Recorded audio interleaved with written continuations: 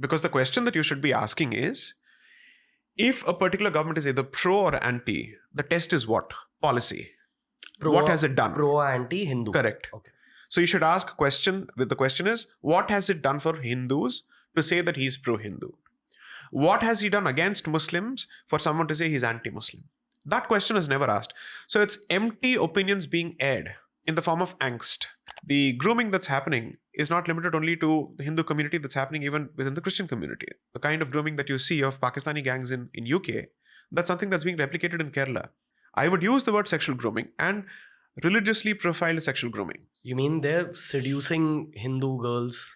I would say there is a very clear data.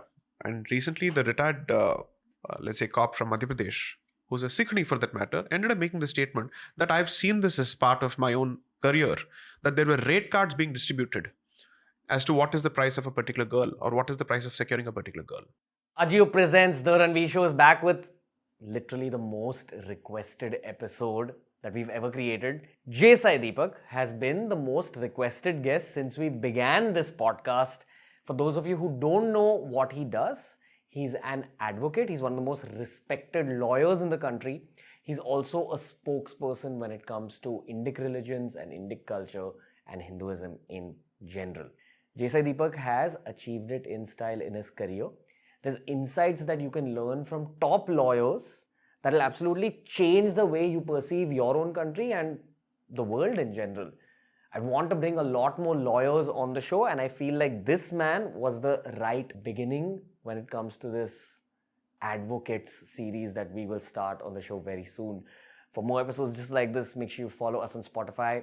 Every episode is available on Spotify 48 hours before it's available anywhere else in the world. Because we're a Spotify exclusive, this super stylish look has been styled by Ajio. So make sure you download the Ajio app and get shopping straight away. One of the most requested and fiery, but also super funny episodes that we've created in recent times. This is Sai Deepak on Ajio Presents TRS.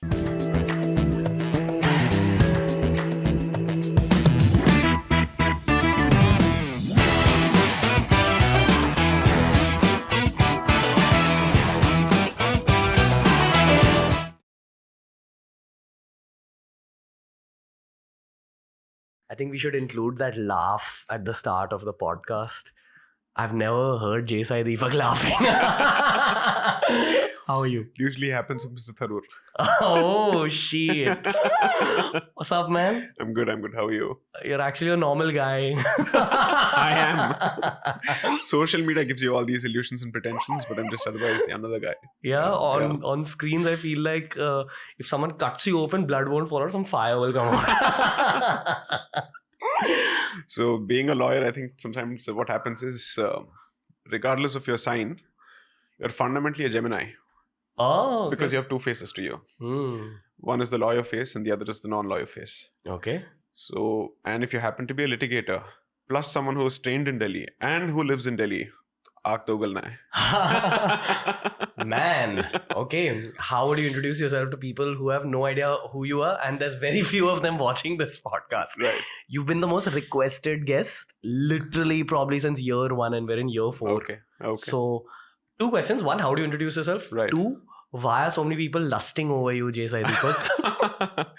So, I am a practicing advocate who practices as an arguing counsel before the Supreme Court of India and the Delhi High Court. I'm a commercial litigator out and out.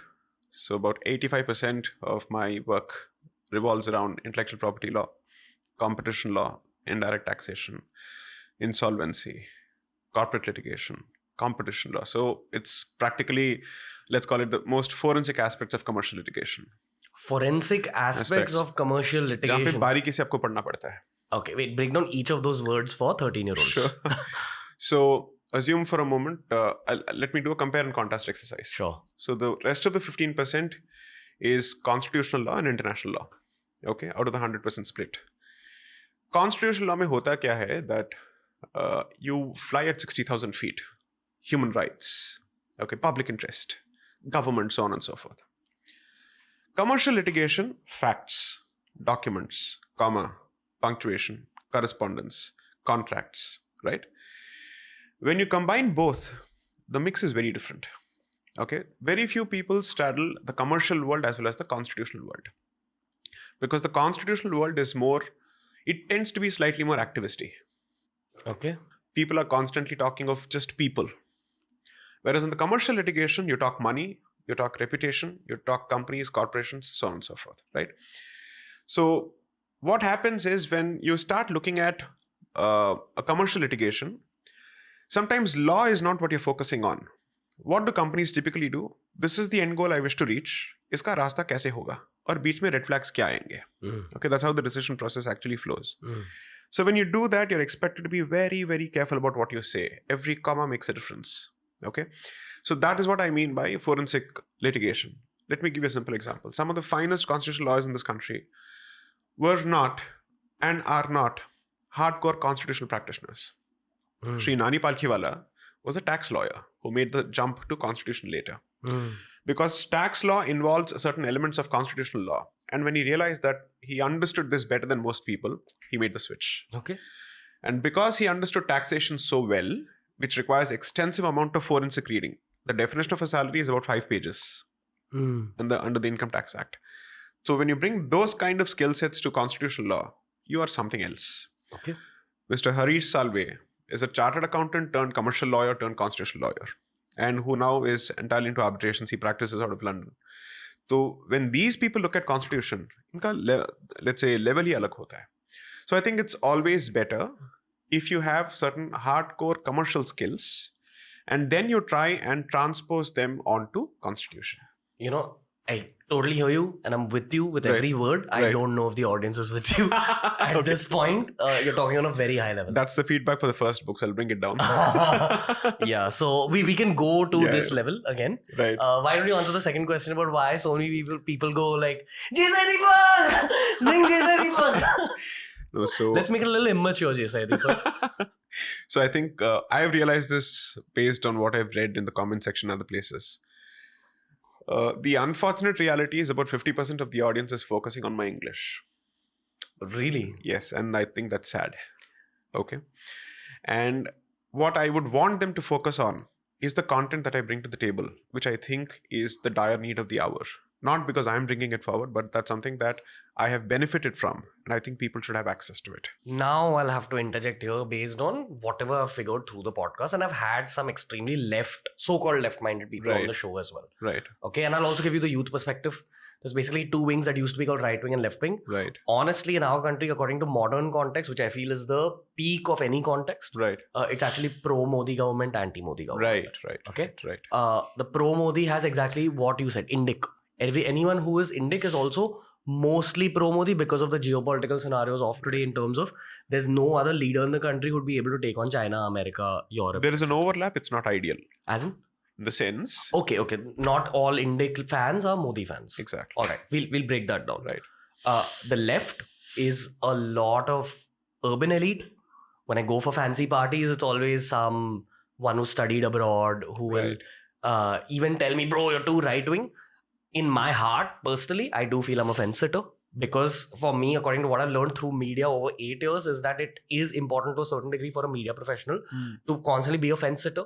And if there's an extreme pro-Modi or extreme anti-Modi person, keep pulling them back to the center just in order to extract more information and more learning. So I feel I constantly make an effort to sit on the center. And that's exactly where I am right now. Very open to having my perspectives shaken. Okay. Coming back to the extreme left, lots of anti-Modi stuff. Right. Lots of urban elite. Lots of people in the world of history, which is a little strange, which I mean archaeologists, people who are spokespersons for history, etc.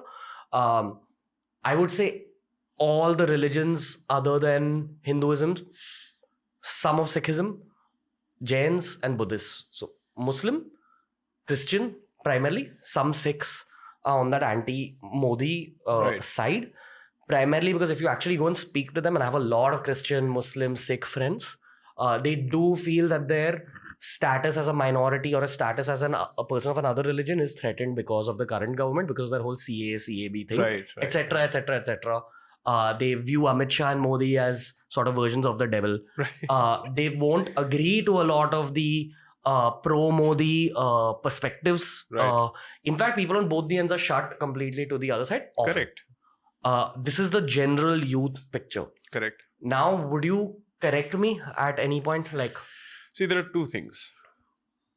One is a lot of people hate me for what I say. They have absolutely no personal equations with me whatsoever. So it's not as if I've done any personal harm or good for them to form an opinion one way or the other. So clearly, what are they hating? What I represent or what I stand for, at least what I claim to stand for. I would apply that logic to a significant extent to Mr. Modi. Most people don't know Mr. Modi on a first-hand basis. So what is it that they are hoping, or what is it that they are actually channeling their anger towards? He, according to them, represents the crystallization of Hindutva at the highest level possible. Political Hindutva. Which is to say where state power is openly Hindu. Allow me to say this, and this is my biggest criticism both of the left as well as the government establishment. They are first of all not Hindu enough. These guys have made them look Hindu thanks to their criticism. Because the question that you should be asking is, if a particular government is either pro or anti, the test is what? Policy. What has it done? Pro anti Hindu. Correct. Okay. So you should ask a question, the question is, what has it done for Hindus to say that he's pro-Hindu? What has he done against Muslims for someone to say he's anti-Muslim? That question is never asked.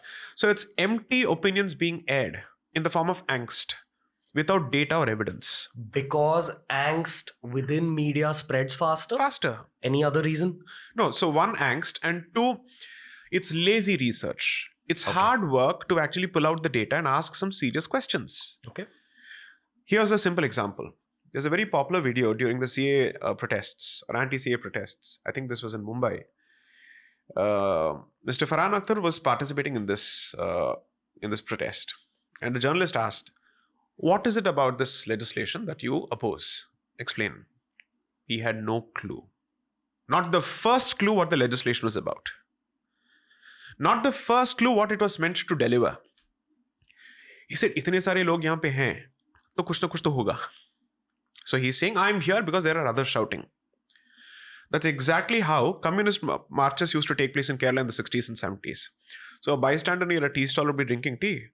Some idiot would be going about taking a protest marching, "Long live revolution, Viplavam," so on and so forth. This fellow will say, "I will also join." He'll never ask the first question. "Kyun chilla rahe hain? Iski koi bunyad hai? Is there a basis for it? What is my position on it?" Nothing. I challenge most people who think they know anything about the CAA to tell me what the CAA is about. They won't be able to. You know what my next question is going to be. Yeah, sure. Explain it. So you see, CAA has a historical context. But before I come to the long-winded historical context, I'll give the straight answer. What does it do? Previously, for a refugee from Pakistan, Bangladesh, or Afghanistan, if they wanted to apply for citizenship in this country, there were a certain set of criteria that they had to satisfy. Cut-off dates, documents, how many years they've actually lived in Bharat for them to say that they intend to live in Bharat for the rest of their lives. That period was about 11 years. That was reduced to say you don't need to live here for 11 years to claim or ask for citizenship. That's one. And second is, it basically says in these countries, there is a marked anti-non-Muslim persecution, where non-Muslim minorities don't seem to be having a great time at all. And the demographics are fast dwindling. And with each passing day, there's a serious problem. Now, when they act on that and they come out with a CAA, the first question that people ended up asking is, will Indian Muslims be affected by it? A specific amendment to the Citizenship Act, which is meant to facilitate faster acquisition of citizenship to refugees, उसका भारतीय मुसलमानों के साथ क्या लेना देना है? Ask yourself this simple commonsensical question.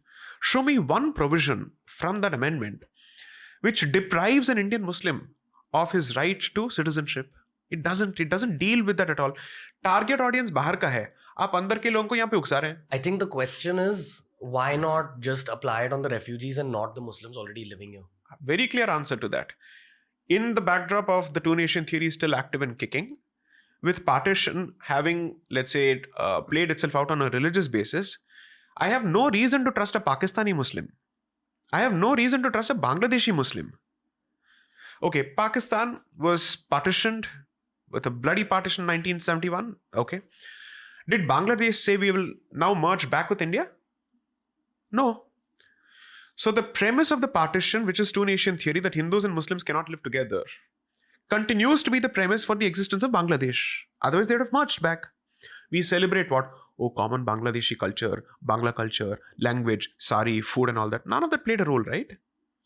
So therefore, we are very clear about the fact that I don't need to extend the very same benefit of doubt that I gave to the Indian Muslim to Pakistani Muslims or Bangladeshi Muslims under any circumstances. Then people said, what about Ahmadiyas?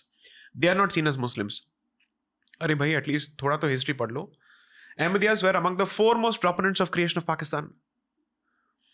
You asked for it. अब वहां पे जाके आप भुगत रहे हैं. Why should we end up inviting you back? You'll come back here and create the same trouble that you did when you were with us. Okay. Please go to their website of Ahmadiyas of Pakistan. Their website categorically boasts that we are among the founding communities of Pakistan and today we are being ill-treated here.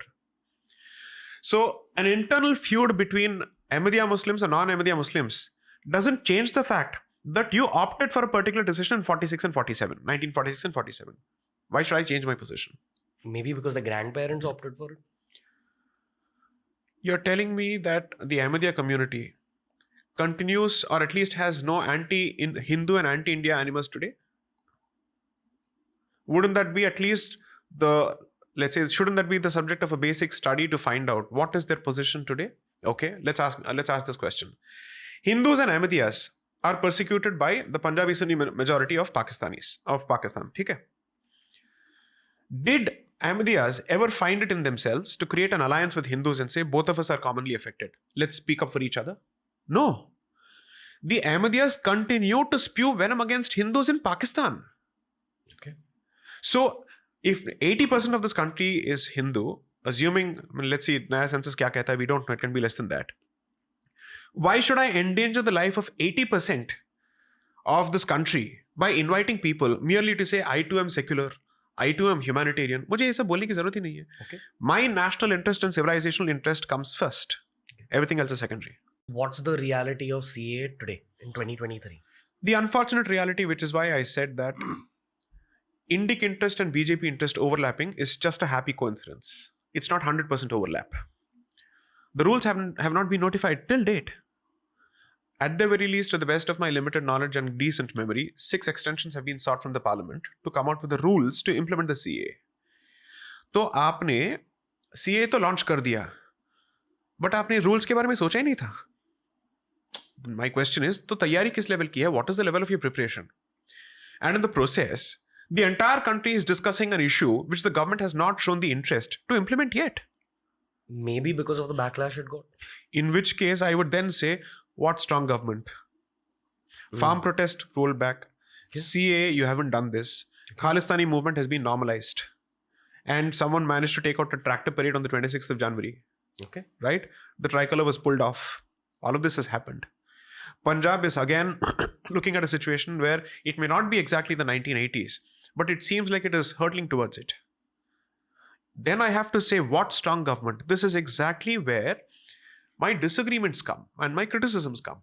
So the good part is that I'm not part of a choir which is constantly singing in praise of anyone. Okay. I'm clearly saying, give credit where it's due. Okay. All right. But also disagree and point out the mistakes. Okay. Cool. I heard like everything you said, and I'm going to give some of my own perspective here, and please correct me wherever you think I'm going wrong. Sure. Okay. This is from the perspective of extracting even more information. Right. And I'm also going to go one layer deep and say 2 things. Right. The one thing I've learned over my career is that data is the new oil. If you follow data and if you follow facts and figures, you will get growth, which is true. And at some points in this whole journey with data, I noticed that no, at some point you have to trust your intuition with certain decisions also. Correct. In terms of what is the human angle of this, etc., etc., which has led to some very good decisions in my own career. Right. So I've begun to trust a version of data meets intuition. That's one thought. Perfect. The second thing I'd like to bring in is that we had a Tibetan monk on the show recently who explained Buddhism to me. Okay. Buddhism has a lot of similarities with Hinduism, and the more you kind of go to the depths of Buddhism, you realize, oh, this is very similar to us. he said that the one difference that he feels is Buddhism is centered first and foremost around altruistic thought, which means that when they say Om Mani Padme Hum, you're praying for the welfare of every sentient being, including animals, including whales, including fish, including insects, including humans of other faiths. Right. That stayed with me a lot after all these podcasts we've recorded. Right. And I feel I've become even more empathetic since I've started chanting, since I met him. Because every podcast rubs off a certain energy. Okay? Which again makes me think that even with a decision like this, my opinion is that you should include some amount of intuition and see what the overall effects on the morale of the overall country are. Right. And while maybe, see, I'll never be able to argue with you as a lawyer about, keeping facts and figures in mind. You can. I don't want to. But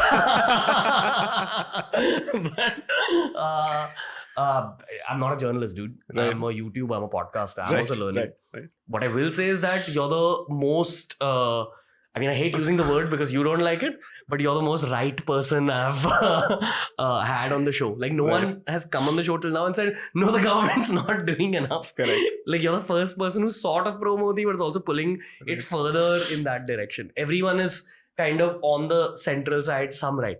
My point is, maybe I've learned this through business and through managing human beings. Right. That even morale is a thing within the country. Right. And I'm also keeping present geopolitical scenarios in mind. Right. You would have Genghis Khan, right?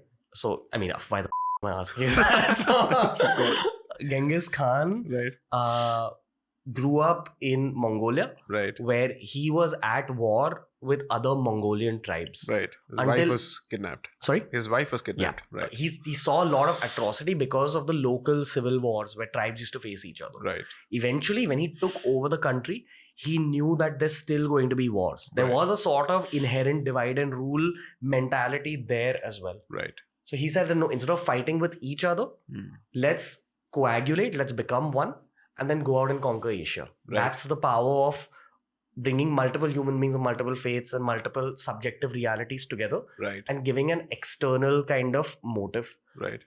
The one thing I've learned about geopolitics is that it's very money driven. So the richer you are as a country, the more geopolitically powerful you are. Correct. The world is sort of beginning to be at war constantly now. Right. We need to first develop our armor. We need to develop our weaponry, for which we need to become rich, for which the morale of the country has to be good, for which my opinion is that Mohammad Siraj should be in the same team that Shikhar Dhawan bats for. Agreed. So that's why I'm not fully in agreement with you. Right. But please correct me. So it's like this. One of the finest human beings that I've had the good fortune of engaging with is Sri CAA Muhammad. Okay. And my regret is I could not interact with Sri Abdul Kalam. These are examples that I'm very comfortable with. And these are people who I genuinely feel warm towards. Okay. Sri CAA Muhammad, notwithstanding his name, is among the few people who renovated temples. The Pateshwar temple in Madhya Pradesh when he was with the ASI.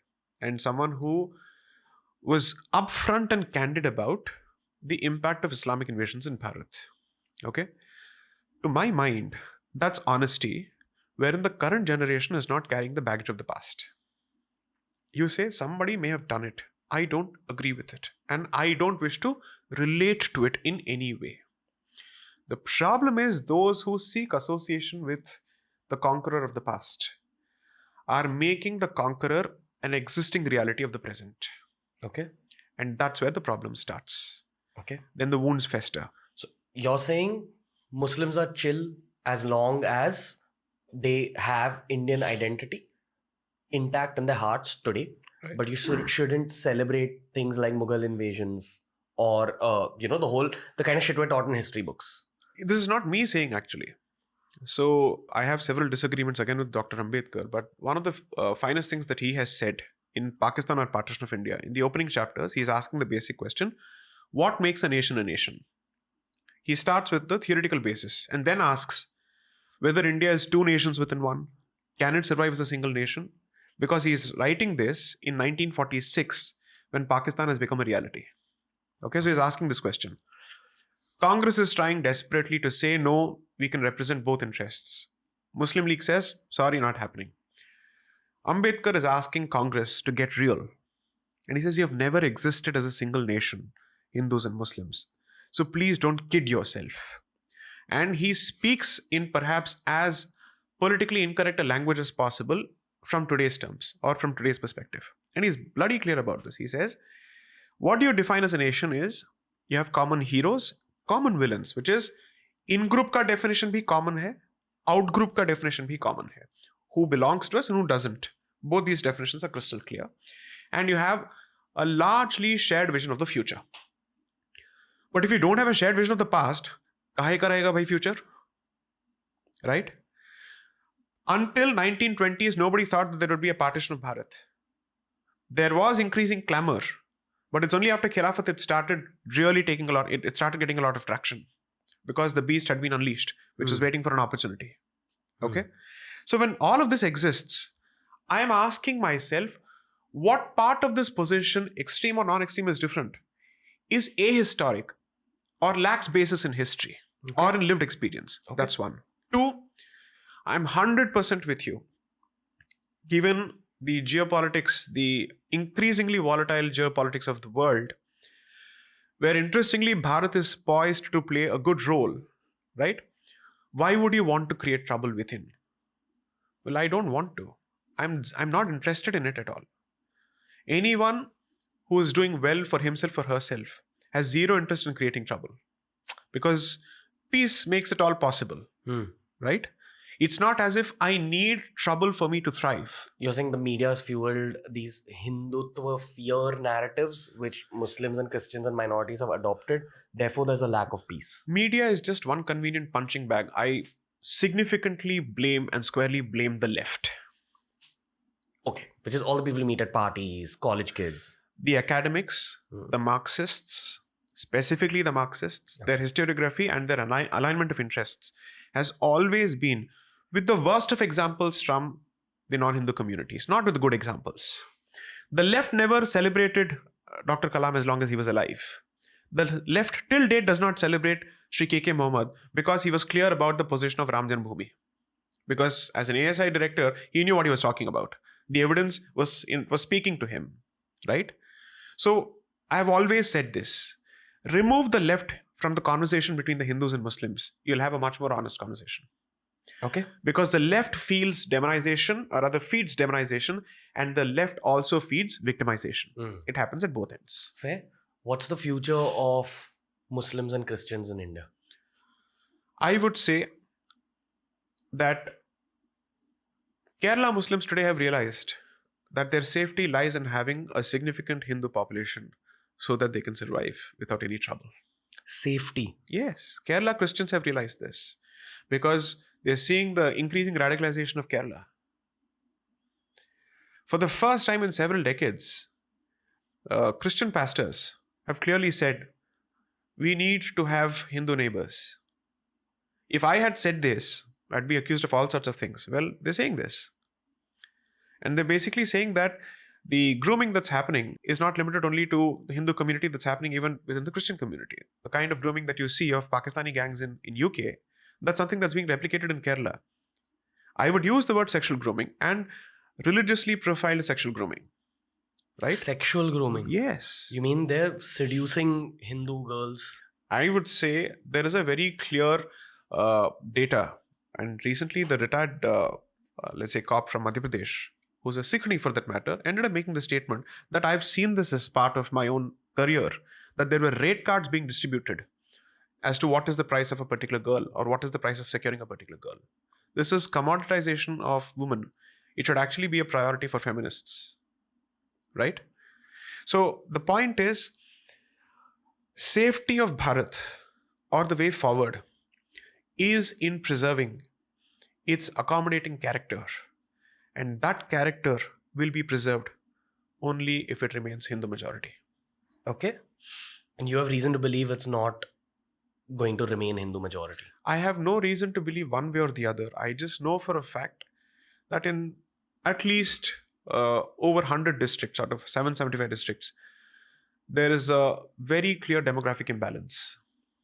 I've hinted at the importance of, not hinted, I've spoken of it, of the importance of demographic balance in the second book, where I showed the populations of each of the provinces and which are the provinces which are actively batting for Pakistan.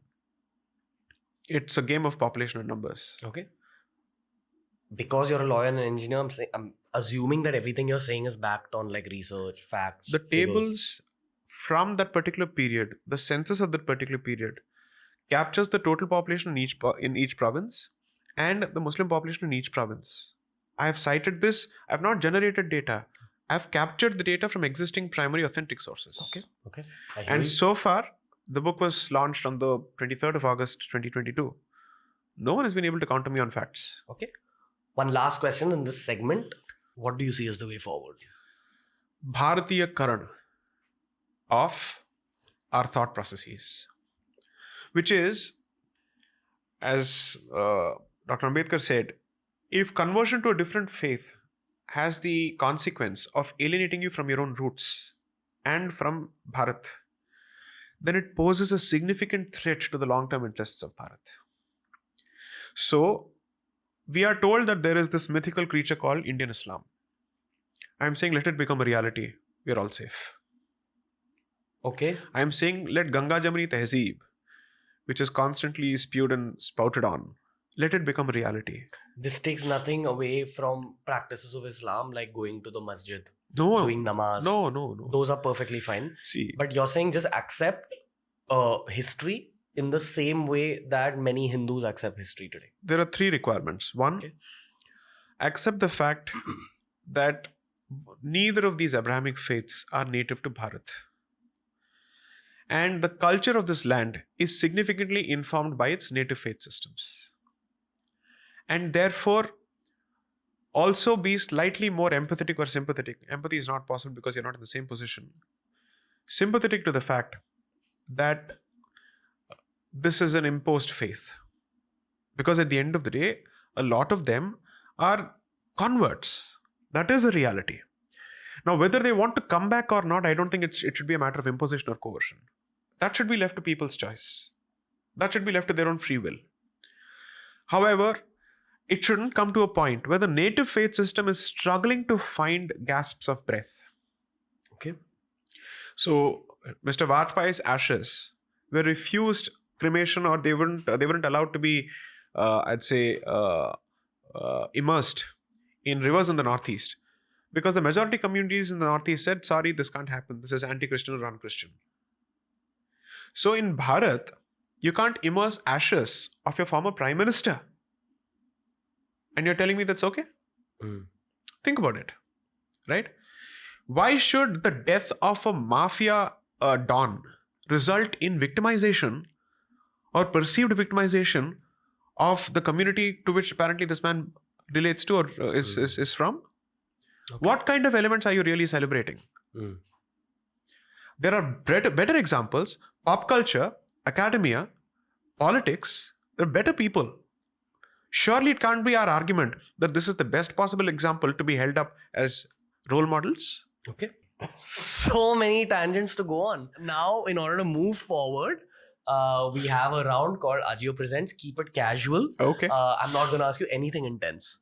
That's a lie. There are some intense questions. Okay. So let's hit it, everybody. Jai Deepak, are you ready? Yes, please. For Ajio's Keep It Casual. Okay. You can't think too long, but I will ask you some tangential questions. Sure. Is Jai Deepak a good guy trying to be bad or a bad guy trying to be good? Neither. You know, a lot of people say neither, but in truth, it always boils down somewhere on that scale. So I will put you on Let's the spot. just say it's an evolution towards the better. So you're a bad guy trying to be good. Possible. Yeah. I'm a bad guy trying to be good. You've ever read Harry Potter? I have. Okay. I think everyone wants to be a Gryffindor when they're growing up. Right. And then they eventually realize that, oh, maybe there's more sense in being a Slytherin in this big bad world. Right. And the other two houses just exist. So I would definitely say I'm a Slytherin, a good-hearted Slytherin. What house would you put yourself in?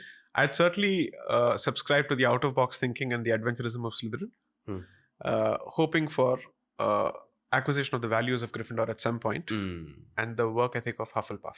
Ooh. Okay. Talking about Hufflepuff. Okay. What does Jai Deepak do to chill, and what does he wear on such a day? shots, uh, teas. I love Kalari practice. Kalari pie too. Yeah, so it's Really? grown on, and it's something that I realized is a fantastic way to unwind. For the people who don't know what Kalari pie too is, just explain. So Kalari 2 is a martial art form which traces its origins to what we know as Parashurama Kshetra, which is from Konkan to Malabar, and therefore it's now largely associated with Kerala. It has a northern tradition and a southern tradition, and I'm being educated and taught by people who are fantastic at this, by members of the Hindustan Kalari Sangam, which is based out of Cochin, which is one of the organizations banned by the British early on, and then they were re-established. Why was it banned? Martial arts. Okay, it could make someone aggressive. No, they clamped down on ownership of arms and performance and, let's say, teaching of martial arts because they were scared of the repercussions on it. Okay. Judo was the most important thing in my life, in my childhood. Okay. Channelized all my aggression. Okay. What has Kalari pie too done to you now? One is it gives a flow because it is part choreography and part martial arts. Okay. And the first few years, like Mr. Miyagi, what you're taught is a series of uncoordinated steps. The beauty is when all of them come together, you realize the importance of each of the broken down steps that you've performed. Okay. So it helps you enmesh everything together. The building blocks come beautifully together. And two, it also teaches you humility. There's a reason for it. See, the thing is, someone who thinks of himself as fundamentally mental, in the sense that he operates in the intellectual realm, or let's say something that has got to do more with the mind. And we have a tendency to put these in, let's say, in boxes. If you're physical, you're not mental. If you're mental, you're not physical. Those boxes are broken thanks to performance, or let's say training in martial arts, because it is both. It requires you to be flexible. It requires you to have stability, balance, and whatnot, and also constantly think. Self-awareness to a point where you know exactly what you're doing, and then it becomes part of your muscle memory. Right? It makes you very sharp, it makes you very agile, and it's a great stress buster. So I love it. Okay. Cool. When do you feel the most alive or purposeful, and why? When I'm on my feet arguing in a court of law, especially when I'm making an argument which is not immediately acceptable, and when I'm trying to persuade perhaps an audience which is otherwise not agreeing with me. Okay. That is a high which is irreplaceable. Very short offshoot question. You know, when you were talking about the whole CAA thing, and I said that, but the intuitive side is this. Does that intuitive side come into being a lawyer? Huge. Like, you have to give a human intuitive. So one is the intuitive aspect where you try and make it human. That's there. But the second is, you see, it's not just about files, facts, and the law. Your ability to read the room, to read the person, sense the air, to understand which way the wind is blowing as you argue. Because literally when an argument goes on, a connection is established between the audience and the spokesperson or the speaker. And you can feel that live wire as you argue. That's what an arguing counsel, or let's say someone who performs the role of a barrister, brings to the table. So the legal profession, you have broadly two distinctions. One is the solicitor, who handles the client, prepares the strategy, files, drafts, and everything. He then engages the services of an arguing counsel, who is used to exclusively argue in court. Okay, so his job is to ventilate. He's the dog who barks in court. Put it crudely. He is the one who is the face there. But this person's strength is to say, you're very attached to your facts. You're unable to look at it from a third-party perspective.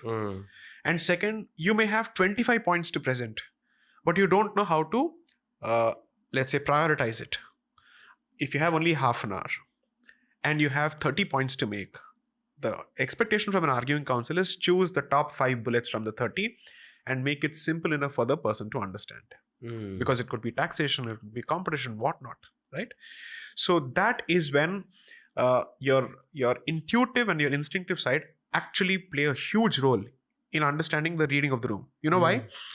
You may go to a particular script and then you realize, ye yahan pe kaam hi nahi karega. You'll get to know that in the first 30 seconds. Then from the 30 bullets, you have chosen 5, you drop these 5, you pick up the next 5. Okay? They're quick thinking on your feet. That's amazing. That's something I enjoy. Macro salesman. You could say that. You could say that. Wow. Okay. Never looked at law in that way, dude, because honestly, I think before I met lawyers through the show, which is Advocate Pradeep Rai and yourself, I thought y'all are really boring. So I've now realized y'all are full of like fire and spice, dude. You love the profession once you get into it. And I'm telling you, no drug can come anywhere close to the chaska that litigation can give you. Yeah. I hear you now as a 29-year-old Right. with some perspective, but it's just that engineering is so much cooler. Right. Media is so much cooler. Right. So I'm changing my opinion. Right. In fact, talking to you, probably I want to extract more of that cool side of law, but we'll get into that. Right. Don't think too long about this one. 5 things you would do as the PM of the country. First thing is revisitation of the constitution from an Indian perspective. 2, perhaps what the government is already doing in terms of clearing the weed from the colonial establishment, number of laws which are unnecessary. That's 1. 3, I would want to inculcate a certain sense of discipline in the youth by mainstreaming some part of services in the armed forces. Ooh, Israel style. Not fully a conscription style, but the Agnipath model in a slightly more, let's say, fashion where it becomes accessible to even people in schools, okay, in the 11th and 12th. Okay, that could be one way of looking at it. Because having been to Israel, I've seen how that actually works. It's fantastic. That model has worked. It's worked. 3, 4, seriously revisit our education system from multiple perspectives. People usually think of only history when they think of education, but there's a lot more to it. Your approach to science and your approach to reason, Tarka Shastra, all these aspects of Indic logic and reasoning have to be introduced. 5, free temples from state control across the board. What is state control? They collect the money that a temple... Not just collect the money, they appoint officers who run the establishment as if it's a bureaucratic establishment. And do what? And do what? Budgets. They clear the budgets. They interfere with rituals. Single-handedly responsible for changing the traditions in multiple major temples like Jagannath Puri and whatnot, or even Tirupati for that matter. Single-handedly responsible for treating temple as a port of revenue as opposed to what it is not meant to be, as opposed to, let's say, a place of worship or a place of spiritual solace, right? Gotcha. You've reduced religion to religious tourism. That's not what it was ever meant to be for. And it is meant to also act as a community support system where it provides money. It's also a guild in a certain form, right? Provide education to people. If you're looking at the arguments relating to reservation, you can perhaps offset it to a significant extent if you say the temple money will be used to educate people from the depressed classes for a certain period of time. You're giving a positive replacement. Otherwise, the reservation argument will always be about, oh, you're taking this away. You can never take something away once you've given it, especially in the realm of reservation. So you give alternatives. Okay. I look at this as very entrepreneurial, dude. Sorry? Like, these are entrepreneurial thoughts. Right. Anyway, does that fascinate you? Like, being an entrepreneur? No. Not at all. No. Why not? Because I'm way too much in love with my profession to think of anything else outside of it. Okay. You'll be a lawyer for as long as you can. Until I'm burnt. Really? Yes. You wouldn't want to get into politics? Never. I'm not cut out for it. Because you can't play Game of Thrones. That's 1. And 2, you have to realize that their orders of thinking is vastly superior actually. They are not idiots. Politicians are supremely intelligent creatures who understand larger audiences and scale of audiences which we can't. I am catering to at best an educated audience of a particular kind. It's easy because it's right up my alley because of my qualification of the subject I'm talking about. They have to talk about so many things. They have to meet so many people. Their ability to read people is like this, right? They're brilliant. ताड़ लेंगे दूर से आपको. And all of this comes by being part of this establishment from your early years. It's like swimming and horse riding. You can't learn it after 40 because there's a fear factor that sets in, right? So you need to be able to understand this ecosystem better. So politics is not, and I can't do Ji Huzuri anywhere. Okay. Too much of an outspoken person to actually do that. I'd rather engage with the society than be interested in power games anywhere else. Okay. Cool. While most people actually accuse me of having political aspirations, I don't. Yeah, even the next question is slightly in that tangent, but it's a fun question, okay? If you were to start a political party, name 5 celebrities you'd like to start it with and why. One of the most well-read celebrities I have come across and whose knowledge was astounding. One, because I was surprised, and also there was truly some depth, is Pawan Kalyan, the actor, Chiranjeevi's brother. okay, who himself runs a party. I would certainly want to consult him on a few things. He knows the ground realities of Andhra and Telangana better. The other person that I'd certainly want to bring on board is someone from the commercial sector. So, from the past, there is Mr. Mahalingam, who runs, or rather, whose conglomerate has sugar industries and whatnot. His lectures at the Ramakrishna Mission is something I grew up on even in my engineering days, because he was the first person to tell me about that energy centers in Latin America, which I spoke of. And he was also, he had also been an elected member of the Madras Legislative Assembly at that time. So he is one person. I'd look for more people who are from the heartland, not from the urban elites, because Indian native intelligence has actually no substitute. It's among the sharpest in the world, I would say that. So these are the two celebrities, the others I can't really think of. And I might as well say this, Annamalai from the BJP, the Tamil Nadu BJP president. He's brilliant. He's a rising star for all sorts of reasons which are popular, but he's truly a thinking leader. And the way he's changing the landscape of Tamil Nadu politics is astounding. Okay, cool. Lots of questions on this in the next section. Right. This round allows me to navigate through the conversation much better. Got it. All right. Again, coming back to the world of films. Are you a film guy by any chance? Oh, yes. Okay. Huge film buff. All right. Whose style do you admire the most from the world of films, and why? Jimmy Stewart. Okay. A very human, laid-back, soft approach to acting. You can actually relate to him. One of the finest movies of his that I watched. Of course, most people think of that movie where it's a movie about Christmas. I don't remember the name exactly, but Anatomy of a Murder is a movie that I would recommend you strongly watch. Okay, cool. It is perhaps the best possible movie to understand trial litigation, how cross-examination happens in the context of a murder, and with two scintillatingly brilliant actors who literally exuded a lawyerly presence on screen. And it is taught in American law schools to understand trial litigation because it comes closest to real life cross-examination. Okay. Absolutely brilliant. The brains that's been used there is great. And the other movie is Spencer Tracy's, it's on the scope controversy on Darwinism versus intelligent design. This controversy happened in the early 50s and 60s. So this movie is based on that, where in the Bible Belt, they did not want people to teach Darwinism and evolution. So that movie, so rather that episode becomes the basis of this movie. Okay. Any Indian movies. or Indian celebrities, and also about the style? So Kamal Hassan, before he became a politician, I'd say he shouldn't have done this.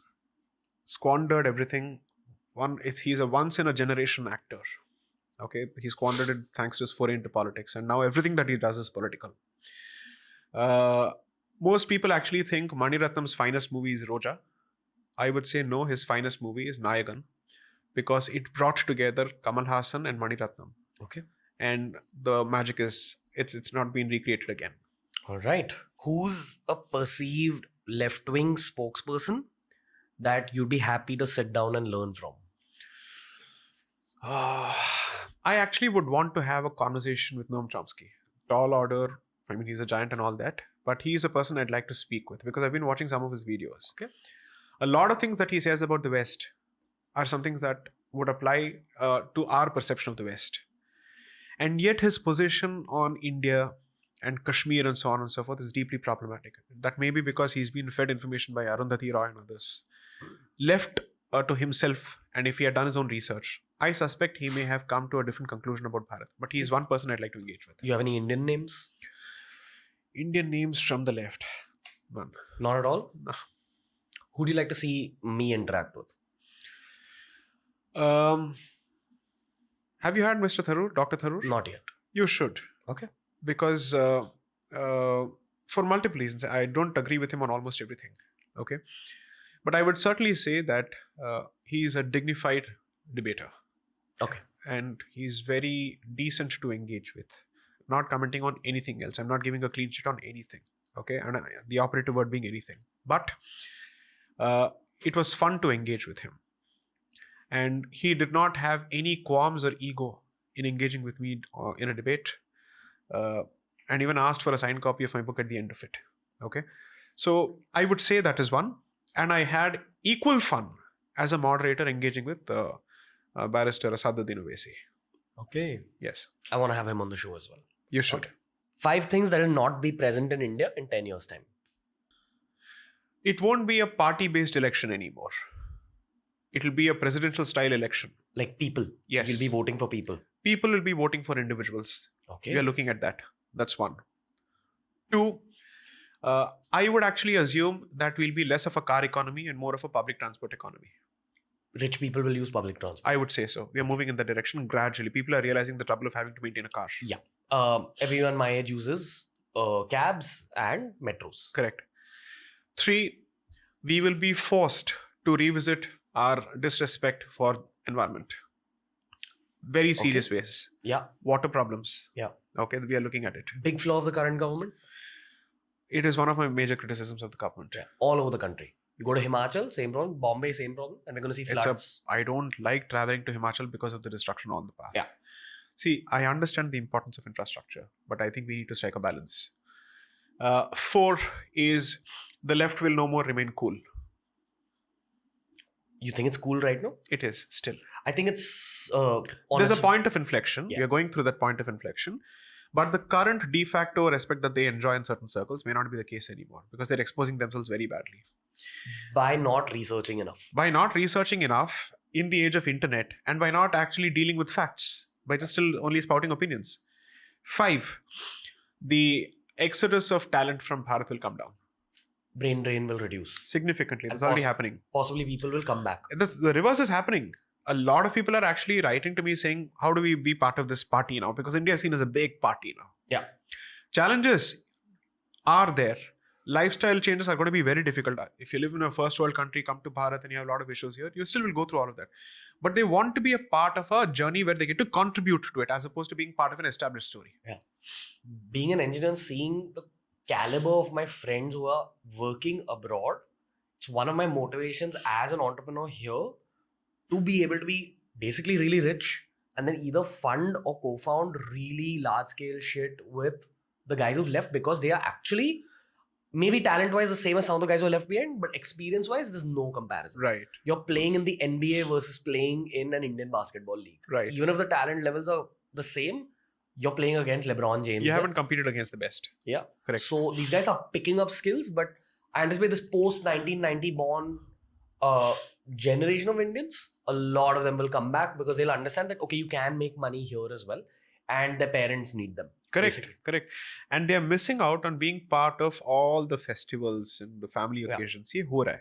That na yahan ka, na wahan ka. Correct. Plus, the West is not what it was before. Yeah. The American dream is no more what it was. Europe standards are terrible now. Several so-called advanced European countries are not worth living in, Yeah. right? Because of their inability to deal with the migrant population, Yeah. right? That's a huge issue. They don't know how to handle the impromptu riots like the Leicester riots. They don't know because it's something that we have lived with, we have dealt with. They haven't, right? So considering that, they're looking at two things. If I can make even 60 to 70% of what I'm making there, plus I get to live with my parents, and there is a cultural bonding here, and I get to be part of a growth story, what exactly is the trade-off? Plus, if you have children and young children, the support system in Bharat is irreplaceable, right? Both in terms of getting professional support or family support. Wampi, you have to do everything on your own, from dishwashing to everything. What do you do?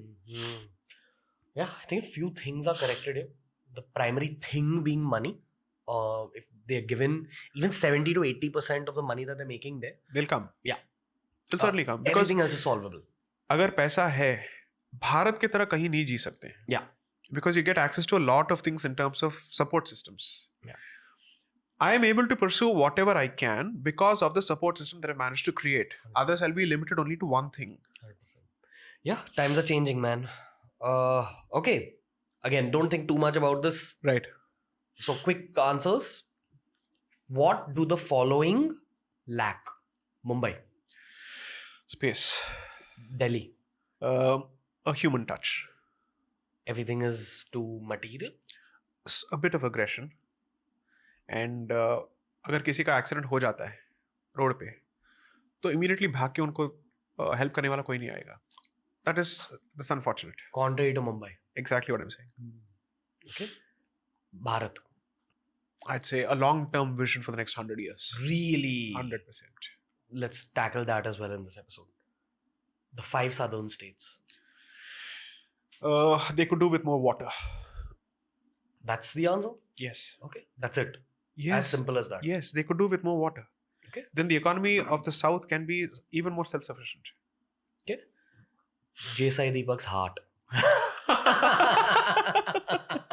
What does it lack? Patience for laziness and mediocrity. Ooh. Okay. J-Sai Deepak's wardrobe.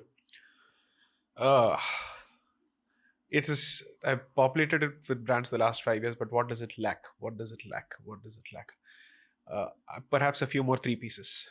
Okay. Yeah. Cool. Success. You mean definition, or what does it lack? What does success lack? What does success lack? The big picture.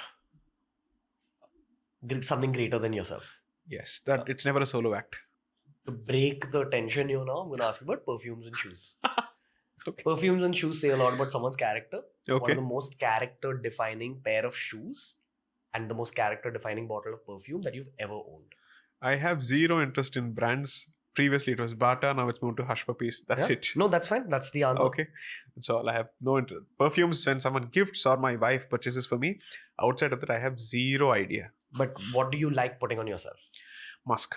Musk. Little Indianized, that's why. Possible. Little Indian. It has an warm. earthy flavor to it. Okay. 5 of India's biggest gifts to the world are Dharma, respect for Prakriti, our art forms, family as an institution, and I'd say respect for non-human beings comes with us. Okay. And just to add to what you said in the past, the similarity between Hinduism and Buddhism is not a matter of discovery. I'd say it's the most obvious. Okay. You're saying it's basically the same thing. I'd say it's taken some essence and it's repackaged itself. It's also a question of how it has been projected as opposed to what it truly is. Oh. How Buddha actually, let's say, propagated it from how Richard Gere sees it is very different. Okay. We've had Acharya Prashant on the show, who has said that Buddhism in many ways is the essence of what the Vedas actually said. Not too sure of that. Okay, all right. Okay. If J-Sai Deepak were buried alive, sorry, not buried alive, that's Please gruesome. cremate At least Okay, cremate me. See, that's why WWE fan just sitting at some corner of my head. Never mind. A coffin match, huh? Yeah. Kane coming out of it. Yeah. God, dude. Love The Undertaker. Okay. If J-Sai Deepak were buried, Yeah. what would his tombstone say? My tombstone say, burn me, please.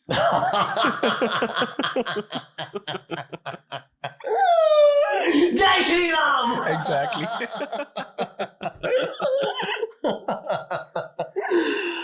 That's it. That's not the podcast. That's, Segment. yeah, this past segment. Right. Let's continue. Why don't you draw a bit of a trajectory of the current government over the rest of the 20s as well as the 30s, both based on interior narratives and exterior narratives? Because I think we had Rajiv Malhotra on the show who suggested that possibly, again, there's no other word to describe this system. The closest word is dictatorship. Right. But I think the word he used is single party state. Right. Are we going there? Like, are we going to, because there's no opposition. Like, the closest person who has even a bit of bite is probably, the party is AAP. And there's nothing else which is even near. It'll bite the dust sooner than we realize. The AAP? Yeah. I mean, there's a point at which you need to rein in your hyperbole and exaggeration. You've given yourself labels such as he is the current day Mahatma Gandhi, this and that. Come on, who's going to believe this? And of course, Delhi walas are not going to believe this. They're way too smart for this, right? So the problem is this. There is a huge paucity of good options as in the opposition. And I think as it was Anand Ranganathan who said this, who was a dear friend, who said this, that the BJP, or at least Mr. Modi, is blessed with the joke of an opposition in his horoscope. Okay. So That's true. it's unfortunate, it's unbelievable. Circumstances do create destiny. Correct. And this is true. Look at it. Where are the options here? And surely it can't be anybody's case that the government is getting everything right. It's not possible humanly. Human error is bound to happen. So that means people aren't paying attention to policy. People aren't paying attention to actual issues. They're busy playing identity politics to bring him down. Saying that he's anti anything that's not Hindu. Anti-democracy, anti-free speech. What are you saying? Who's going to buy this? Who's going to buy this? The number of articles which are written day in and day out. I mean, which of these people has been jailed for writing against Mr. Modi? It may have happened for any other BJP person, but not for Mr. Modi, by the way. It could have happened at the state level. It could have happened for anybody else, not for him. I'm not going to defend him for anything. I'm just saying that choose your issues well. At least think through what you're saying. The chances of India becoming a single party state, almost like China, or let's say a single party democracy, as oxymoronic as it sounds, like Singapore, is not, I don't think it's going to happen. Because you see, Singapore is a city state. Size plays a role. Number of options plays a role. Your ability to curb and finish your political opponents, all of that plays a huge role. That's not going to happen here. Okay? And importantly, as in every political party, there are huge differences of opinion in every party. Okay? So it's a question of how those differences of opinion are managed. Right? There was a point when the Congress in the 1920s and 30s had no alternative. Okay? But the Swaraj Party came outside of it, established by Chittaranjan Das, Deshbandhu, and Motilal Nehru, right? When they realized that the non-cooperation movement isn't taking the Congress anywhere. So sometimes it may not be an opposition from the outside. It may also happen as a consequence of differences of opinion from within. Let me clarify. I'm not hinting at anything. I'm just saying trajectories kaise ho sakte hain. I think to be able to predict the future, you need to study history in detail. Exactly. So that's why you're Exactly. Okay. So I'm basically saying that more and more people who are interested in delivering the goods on the cultural side, on the civilizational side, may say Vikas must go hand in hand with civilizational security, especially with too many problems, let's say, rearing their heads.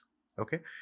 And apart from that, the larger revisitation that the entire world will go through is revisiting the model of democracy as it stands.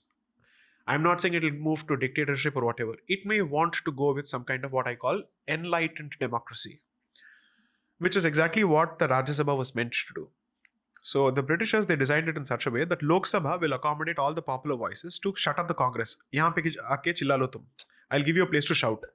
But your policy decisions will be vetoed by Rajya Sabha because that will be populated by bureaucrats and subject matter experts. Which is why we have a policy even today of nominating experts from different fields as part of Rajya Sabha, saying the masses are represented here, the intelligentsia will be represented here. We may look at a situation where the Rajya Sabha or a Rajya Sabha-like model finds greater say in policy making and whatnot. Will that truly happen?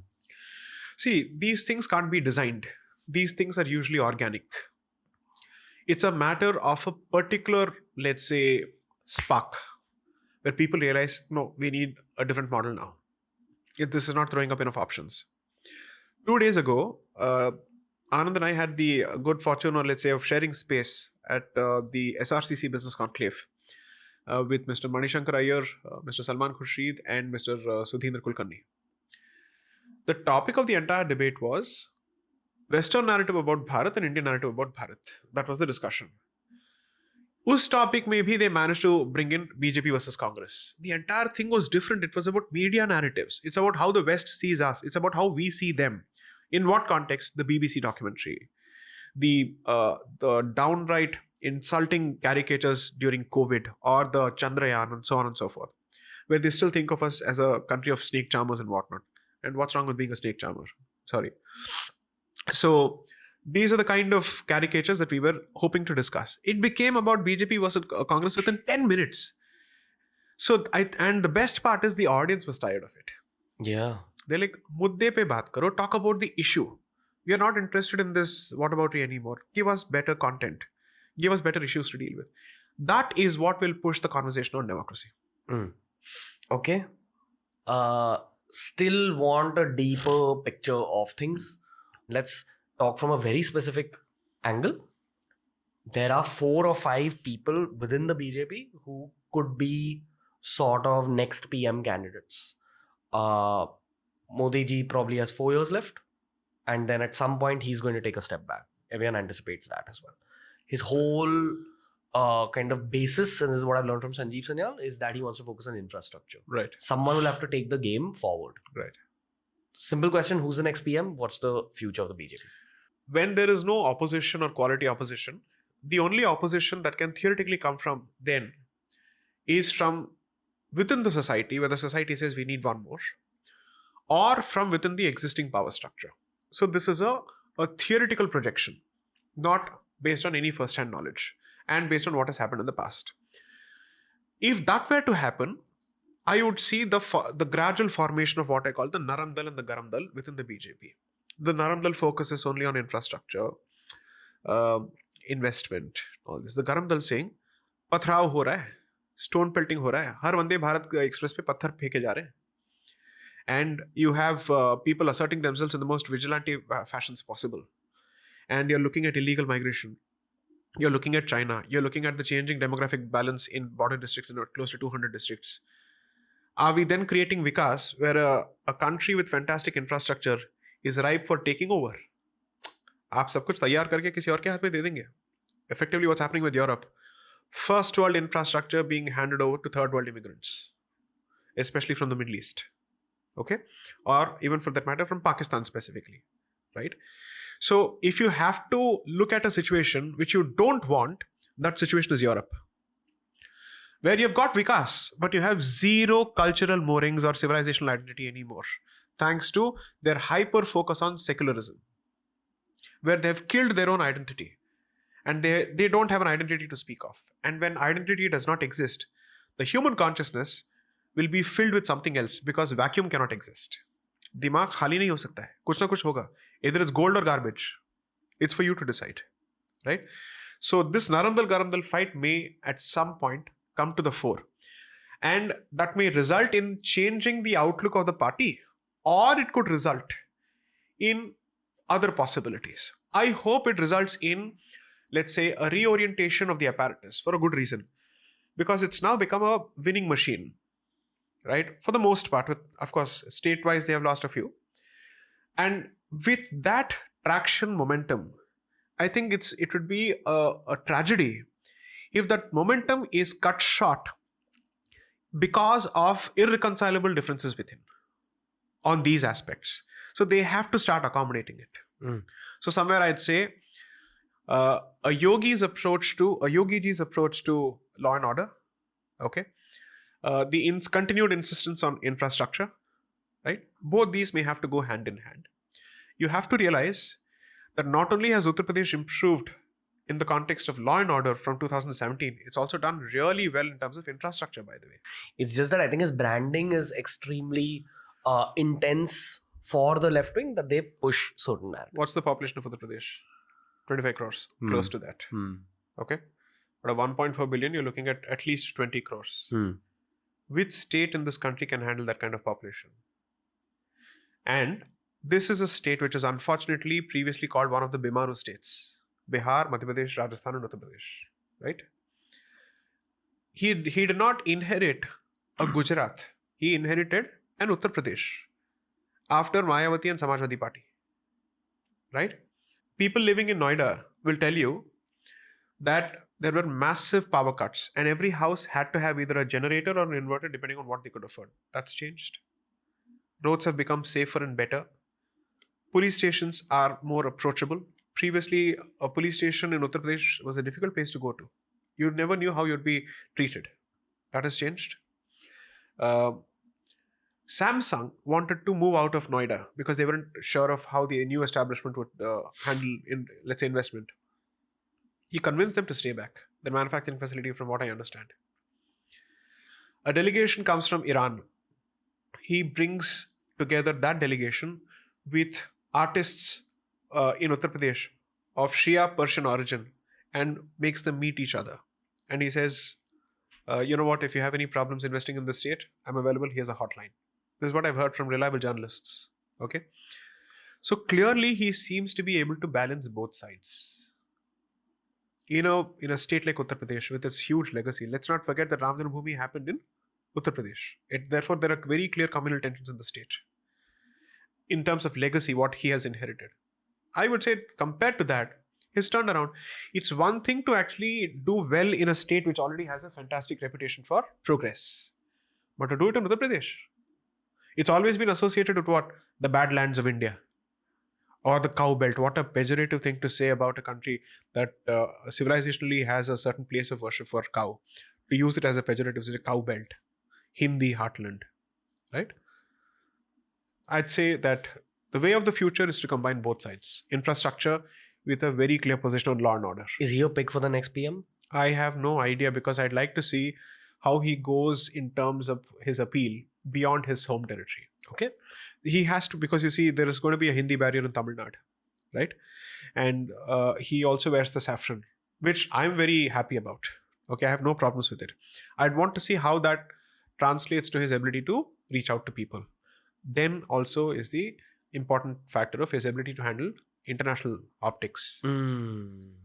तैयारी दो level की होगी. One is pan India, the second is the global stage. Both. Which could be his weakness. I'm not saying it's a weakness. I'd simply say it's an area because you see, I'm someone who looks at it's a weakness if someone cannot work on it or does not have the ability to actually work on it. But if someone shows the ability to work on something, I'd say it's an area for work. Okay. That's how I'd put it. I don't have enough research or facts and figures to argue on the left's behalf. I'll tell you what the left will say. Encounter killings. Okay. That's what they'll latch on to. They'll say law and order. Ask the women folk, or even men folk for that matter, or to use their language, the non-binary gender identity. Okay, if they're safer in Uttar Pradesh today compared to before. This I can validate because I've been to Uttar Pradesh a lot. This is the general narrative. Right. Safer than ever. Lucknow has become such a place to go to. It's brilliant. Hazratganj in Lucknow mimics Connaught Place in Delhi in terms of its architecture. What a happening place. Of course, I'm not going to say that let's use that as the basis for everything else. But other cities also. It's not as if this is one of those states where it has only a couple of cities to showcase. It's trying to do, so you have a Prayag, you have a Kashi, you have a Noida, you have a Lucknow.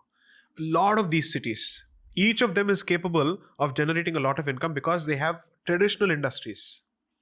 Bhadoi, which is about 60 kilometers away from Varanasi, is known for being the carpet town of the world. Most carpets that go from Bharat have some contribution from that place. Similarly, several places have each, let's say, their own industries, their own legacy of industries. So it's actually a sleeping giant which is awakened. And Uttar Pradesh can turn around the two states which, frankly speaking, are beautiful, culturally rich, and which have the resources. Bihar and Uttar Pradesh. Turn them around. Bharat will see greater strides towards progress on an overall level. One, because of the sheer size and the scale of the populations. I've not had the good fortune of going to Bihar, in fact. But everyone who's been there says, what a green and beautiful state. What is it that Bihar lacks in terms of resources? And let me challenge anyone when they say that Biharis don't have the IQ for it. No, not at all. Bureaucracy, they're fantastic. Engineering, they're bloody good at it. Yeah. They're probably the most high IQ community. Exactly. They're among the best. You need to go and find that high IQ when you interact with them. If you go to let's say your railway depots, or let's say your IRSME establishment, which is where you manufacture your coaches and you repair, most of them are Biharis. They're bloody good at it. They don't believe in passing off communication skills as knowledge.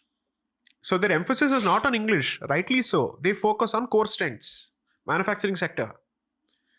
And IAS, there's a huge Bihar contribution there because they have a legacy contribution there. So these two states, I think, are to watch out for. Madhya Pradesh has turned around the agriculture sector brilliantly. And now it's focusing on industrial policy. Okay, I should know this. I'm the special counsel for the state government of Madhya Pradesh and the Basmati litigation. And I know how they've turned this around. I'm just coming from Indore. I had a lecture last evening at Ujjain. Enlightened students, youngsters, culturally rooted, very proud of their civilizational origins, their religious origins. and eager and keen to perform and show that do not associate Madhya Pradesh with the Chambal Valley of the past. They come with that kind of zeal and ambition. So, what is stopping them? If there are right opportunities provided, these three states, huge, large, resource rich, can turn the India story around, the Bharat story around fully. By selling things to the rest of the world. Yes. You know, one of the things that's undertapped is what I call the branding economy from the perspective of intellectual property. I'll give you a simple example. Sure. What do you think of France when you think of, let's say, foods, liquids, champagne, Yeah. right? Scotland, you're looking at Scotch whiskey, right? Or the the tweed jackets, on and so forth, right? Why? One is creating a product. The second is to create an ecosystem around it and quality standards, so that you know champagne ki quality ye hogi. This is how it should be. Swiss cheese, feta cheese, Greek cheese, or whatever it is, right? During World Trade negotiations, these countries were fighting for rights over spirits and cheeses because that's their primary industry. Each of these states has such products to offer across the board on the manufacturing side as well as on the agriculture side. If you were to actually create a brilliant branding economy and quality control economy for each of these things, you are ensuring that the local population stays there. What does that do? Stops the local population from running to cities and crowding cities. The local brain drain. Exactly.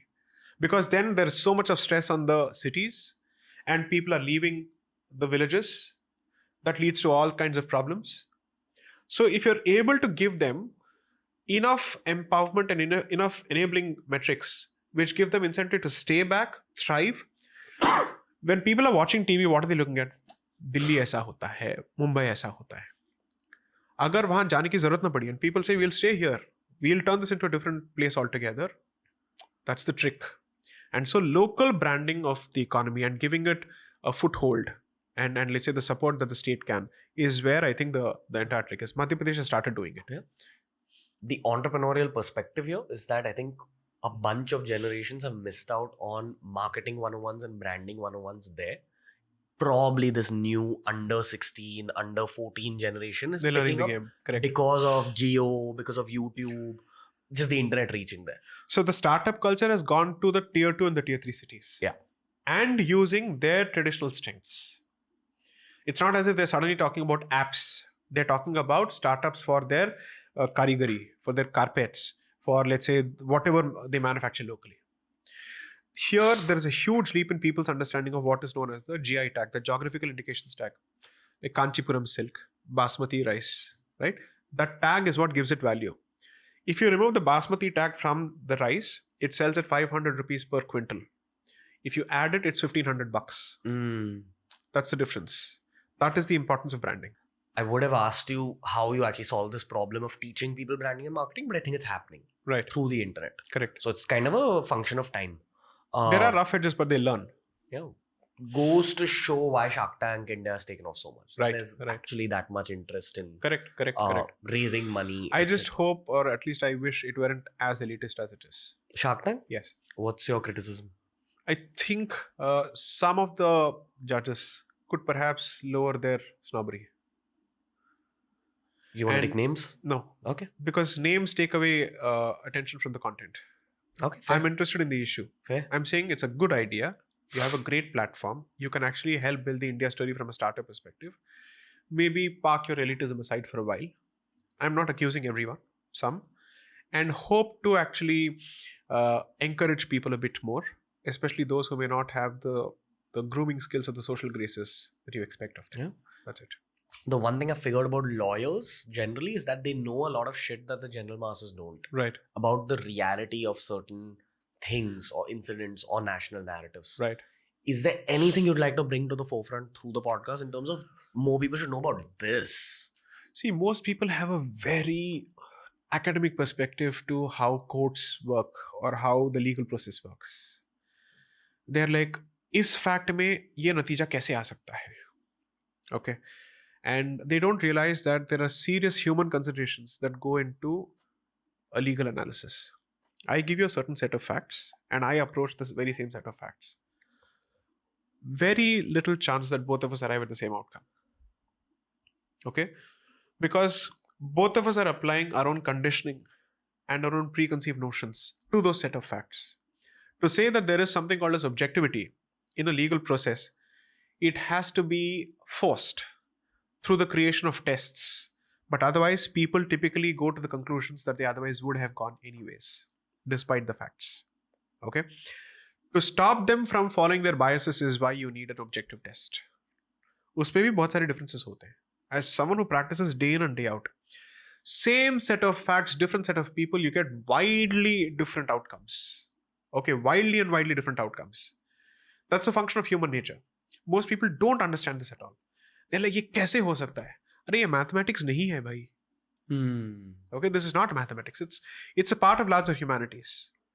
Interpretation is a subjective game. You may have certain rules, but still how those rules are applied will change from mind to mind, people to people, person to person. Okay. That's what I'd say. Okay. Which, before I begin my spiritual questioning, is there any national issue that people should know more about? Something that I have spoken often about as a lawyer, not remotely as a campaigner, is how our temples are under state control, at least in 15 states. Okay. And how that translates to degradation of the cultural ecosystem of Hindus, the alienation of our real estate, the dissipation of our liquid resources, smuggling of our artifacts, okay, organized smuggling with police officials, state government officials, for the Hindu religious and charitable endowment departments officials, along with international smugglers. It's a huge racket. Okay, That's very active right now. very active, hugely active, and those who are seen as cracking down on that particular network are the ones who get hounded by the state. I've seen that, including Really? honest police officials. Really? Yeah. So I've represented the DIG of the idol wing, former DIG of the Tamil Nadu State Police, Pon Manikivel, tiger of a man, and how he was appointed as a special. He was given extensions to pursue this work after his retirement. He ended up pointing fingers to his former colleagues or people from this police department, and with evidence. The state machinery fell on him like a ton of bricks. And we had to go to the Supreme Court to point out what is happening here and so on and so forth. So it's not an elitist issue. It's not a storm in a teacup where only the rich and the affluent think about it. It's a nerve center. It's a civilizational identity. You fought and died for generations together to protect this. And now you're trying to make money off it. Exactly. Okay, cool.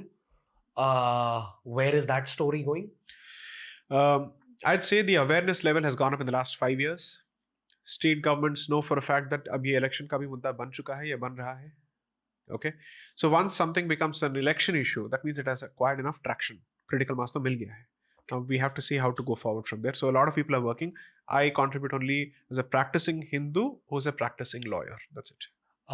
Before the final segment, I'm going to take my phone out Yeah. and I'm going to do a very basic exercise that we do for a bunch of our guests, which is I'll type your name in the YouTube search bar Okay. and I'll see what like some The worst thing that comes is my pre-weight loss face. 109 kilos and 84.6 is like I'm wearing a fat suit like they wear in Friends. Okay, nice, interesting. We will look for that. You've got a lot of J-Sai Deepak Gandhi, J-Sai Deepak debate, J-Sai Deepak versus Owaisi. J-Sai Deepak latest. People are looking forward to your predictions about the future in some ways. One top one is J-Sai Deepak beer biceps. Everyone just assumes we've spoken and this is not our first conversation. Right. That's pretty much it, dude. I think people are taking these left oriented celebrities and putting their stuff next to your name. To see what I've said on it. Yeah. Okay. Dude, the amount people have requested to get you on the show is insane. Okay. People keep commenting about Rajashi Nandi and Abhijit Chavda. And you're the third guy who people keep commenting about, but you've not even appeared on the show until today. Right. So it says a lot about just the general amount of work you're doing, like how many heads and hearts you're affecting. So I wish you luck, man. Thank you. Thank so you. on behalf of the whole team for coming on the show and just kind of exploding with all this information. Thank you for the hospitality. Yeah, bro. This is on behalf of Team Agio and Team TRS. Okay. So it's a little hamper for you. It's a little heavy, so just be careful. Okay. Thank you. Yeah, bro. Thank you, man. Thank you. Looking forward to having you on the show again. I feel people, some people that I meet are built for this format, Right. and you're definitely one of those. Thank you. Thank So you. I know that from the time I'm meeting you now till the next time I see you, you're going to learn new shit. Your perspectives are going to keep building. Right. And I'm just looking forward to it, man. Thank you so much. Thank Appreciate the openness. you. Thank you. Thank you. Thank you, bro. See you soon, Jisai Deepak. That was the episode for today. Steel manning an argument versus straw manning an argument. Straw manning is where you see very Twitter style arguments where they'll pick out just one point, try beating you on a much more personal level rather than understanding the topic in detail. Steel manning is what I believe we did today, breaking down a very complex problem with all its complexities, understanding every nook and corner of it, and that's the vibe when you're speaking to advocates of this stature. Thank you, Jesai Deepak Bhai. I am 100% sure that we're getting you back on the show very, very soon. Want a part of you from your busy schedule. So looking forward to shooting with you on a weekend once again. For more episodes just like this, my friends, my ladies, my gentlemen, make sure you follow us on Spotify. Every episode's available on Spotify 48 hours before it's available anywhere else in the world. This look has been styled by RGO. Make sure you download the RGO app and get shopping straight away in order to look this stylish, baby. Please send your feedback for this one in the comment section. I want to know what you guys thought of this particular episode. And very importantly, I want more guest recommendations from this genre. Which other advocates would you like to see on TRS? What did you think of this episode? I know you loved it, but what did you love about it? Tell us so we can build you an even better podcast. Boom shakalaka, bada bing, bada boom.